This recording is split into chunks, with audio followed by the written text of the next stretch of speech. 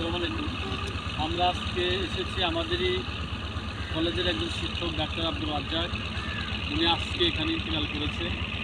এইটার খবর পেয়ে আমি মানিকগঞ্জ গুলিবাটি মেডিকেল কলেজ থেকে খবর পাই। সেখান থেকে এসে আমাদের সকল কলেজের শিক্ষক কর্মকর্তা কর্মচারীবৃন্দ সকলে আমরা এই আরিচা শিবালয়ে আসি। এখানে এসে নদীর পরে আমরা এখানে খাওয়া দাওয়া করলাম। আমাদের একজন স্টুডেন্ট এবং এখানে একটি মসজিদের ইমাম ডাক্তার হাফেজ তাওহিদুল ইসলাম, উনি আমাদেরকে যে আপ্যায়ন করলেন এটা আসলে ভোলার না।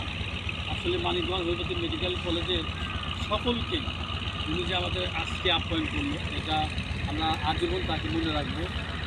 তিনি আমাদের মানিকগঞ্জ গুলিবাটি মেডিকেল কলেজে যখন পড়াশোনা করতেন বিভিন্ন ধরনের প্রোগ্রামে দেখতাম উনি ভালো আলোচনা করতে পারতেন এবং উনি একজন যেহেতু মৌলানা, যে কোনো একজন মৌলানা সে কিন্তু একজন ভালো মানেন এবং এখানে মসজিদের ইমাম এবং ওনার একটি চেম্বারও আছে এবং হাফেজ কোরআনের একজন হাফেজ।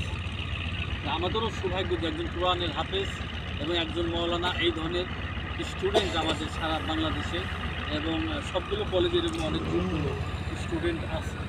এই জন্য এরা আমরা গর্ববোধ করি। আমরা বিভিন্ন জায়গায় পরিচয় দিই এখানের যে স্টুডেন্টগুলো এরা আমাদের এই জন্য আমরা বলি যে আসলে সারা বাংলাদেশে যতগুলো হোমিওপ্যাথি মেডিকেল কলেজ আছে সবগুলো কলেজেই দেখা যায় যে অনেক যোগ্য ছাত্রছাত্রী এবং অনেক ভালো ভালো কর্মকর্তা কর্মচারী বিভিন্ন ডিপার্টমেন্টে যারা চাকরি করে তারা এখানে এরকম চাকরি করেন। আজকে আমার ভালো লাগলো। আমরা কখনো আশা করিনি আজকে আমাদেরই একজন সাবেক স্টুডেন্ট উনি যে আমাদের আপ্যায়ন করলো এটা কখনো আশা করিনি। কারণ ইচ্ছে করলে একজন লোক আমাদেরকে আপ্যায়ন করলো, আমাদের একটু চাটা খাওয়াইতেও পারত, কিন্তু তারপর উনি দুপুরবেলায় আমাদের যে আপ্যায়ন করলো এটা ভুলবো না।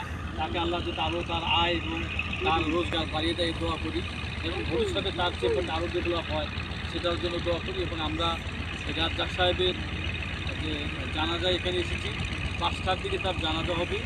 এই 5টার দিকে আমরা তার জানাজা অংশগ্রহণ করব। জানাজা অংশগ্রহণ করে তারপরে আমরা যার যার গন্তব্যস্থলে মানিকগঞ্জে এবং বিভিন্ন স্থানে আমরা চলে যাব এবং সবাইকে ধন্যবাদ। আসসালামু আলাইকুম।